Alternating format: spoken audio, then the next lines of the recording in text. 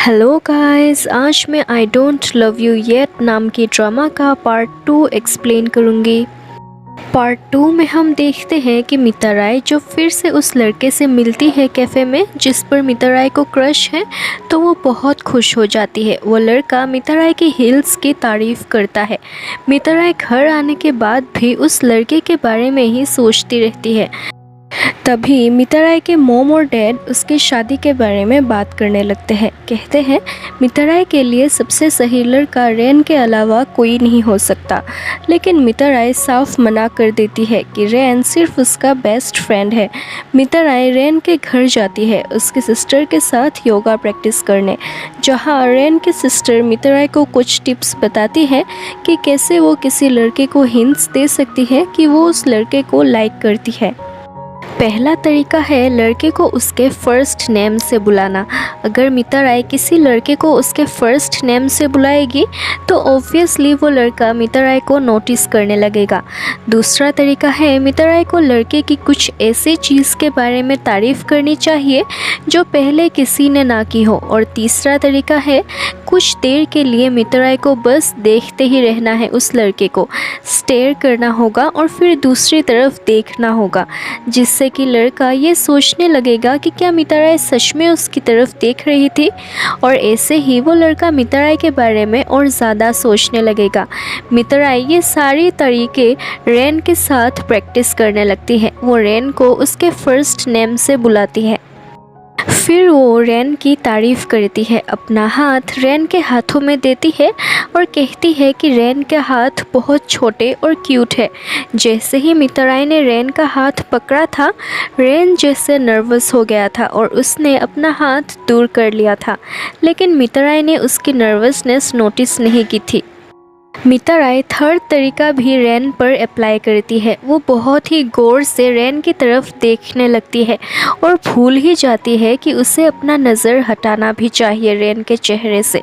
मिताराई सोचने लगती है उसने कभी रेन की तरफ अच्छे से देखा ही नहीं था, उसके चेहरे को नोटिस ही नहीं किया था। तो रेन मिताराई को पूछता है, तुम मुझे 10 सेकंड से देख ही जा रही हो, क्या मैं तुम्हें अच्छा लगने लगा हूँ? तो मिताराई कहती है कि ऐसा कुछ नहीं है। रेन की सिस्टर उन दोनों को कहती है, तुम दोनों फ्लर्ट करते रहते हो, एक दूसरे को डेट क्यों नहीं करते? दोनों ही कहने लगते हैं कि वो बस फ्रेंड्स हैं और हमेशा बेस्ट फ्रेंड्स ही रहेंगे। अगले दिन ऑफिस में मिताराई को पता चलता है जिस लड़के पर उसको क्रश है वही लड़का उसके असिस्टेंट के तौर पे काम करने आया है इसी ऑफिस में। मिताराई इस लड़के को देखकर बहुत खुश भी होती है और नर्वस भी। इस लड़के का नाम नारुमी है। नारुमी मिताराई के नाम की तारीफ़ करता है, कहता है कि मिताराई बहुत ही ब्यूटीफुल नेम है। इस तरफ हम रेन को देखते हैं। वो माकी को पूछता है, क्या तुम नेक्स्ट डे रात को डिनर के लिए फ्री रहोगी? माकी इमीडिएटली हाँ बोल देती है और बहुत खुश होती है। हम फिर से मिताराई को देखते हैं। मिताराई आके देखती है कि उसका डेस्क बहुत ही क्लीन है और सारा फाइल्स और कॉपीज़ बहुत ही अच्छे तरीके से रखा गया है। तो नारुमी आके कहता है उसी ने टेबल के सारे पेपर्स अच्छे से ऑर्गेनाइज करके रखा है ताकि मिताराई को जब भी ज़रूरत हो वो आसानी से हर पेपर या फाइल को ढूंढ सके। नारुमी को मिताराई से परमिशन नहीं मिला था, तो इसलिए उसने ड्रॉयर नहीं खोला था। मिताराई नारुमी के डेडिकेशन को देखकर बहुत इम्प्रेस्ड हो गई है। नारुमी को ये भी याद है कि मिताराई ने उस दिन कौन सी कॉफ़ी पी थी कैफ़े में जहाँ वो लोग सेकंड टाइम मिले थे।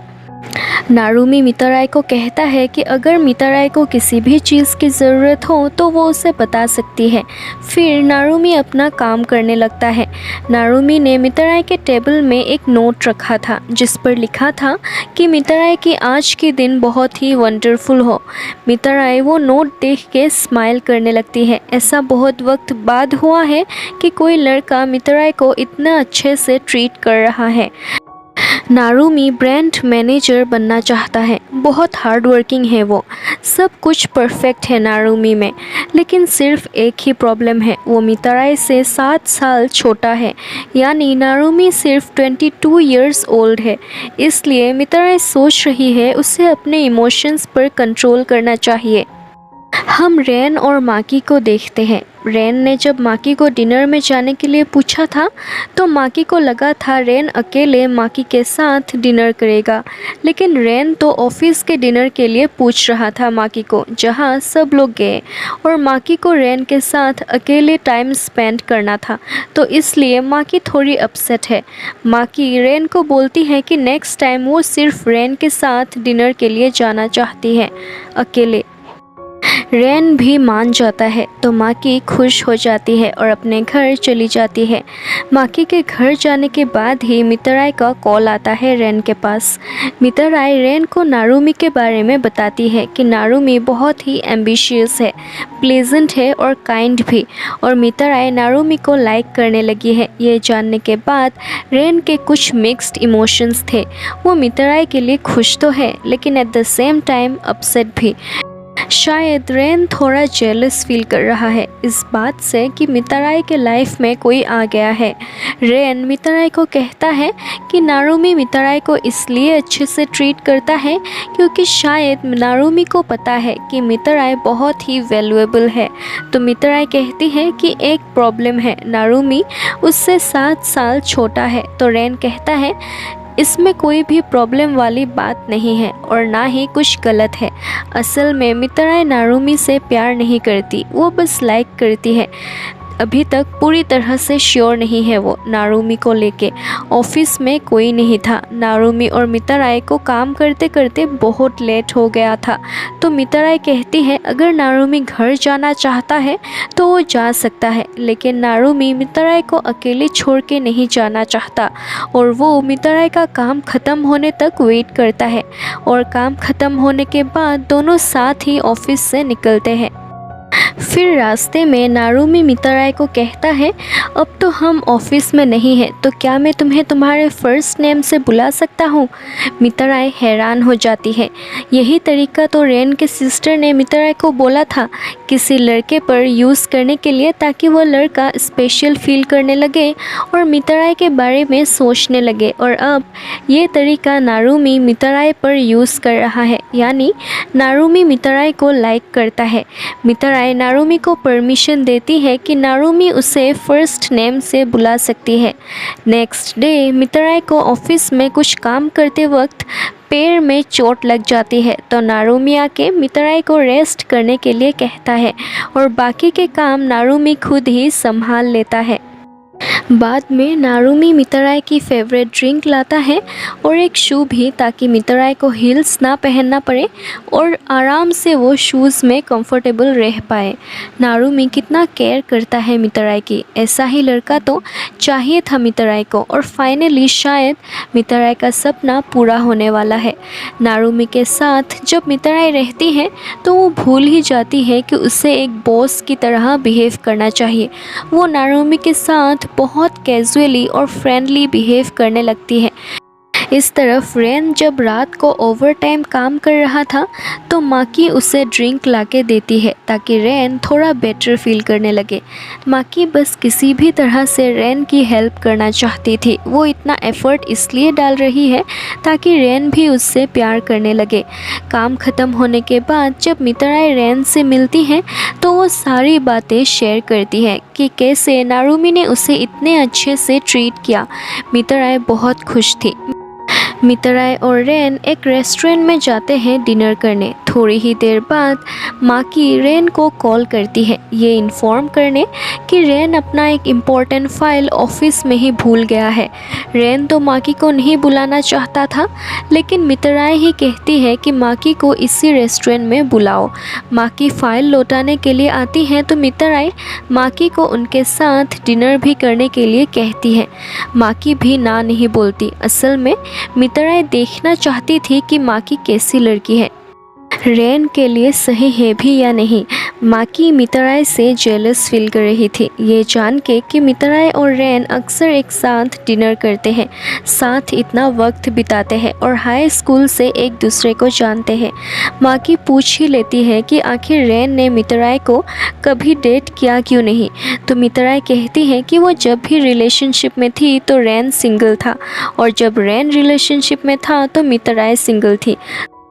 तो ऐसी कभी सिचुएशन आई ही नहीं कि रेन मितराई को डेट कर पाए। इनफैक्ट मितराई और रेन सेम क्लब में भी थे, फिर भी दोनों को एक दूसरे से प्यार नहीं हुआ। मितराई समझाती है माकी को कि रेन उसका सिर्फ एक अच्छा दोस्त है, इससे ज़्यादा कुछ नहीं। रेन भी मितराई को सिर्फ एक दोस्त ही मानता है।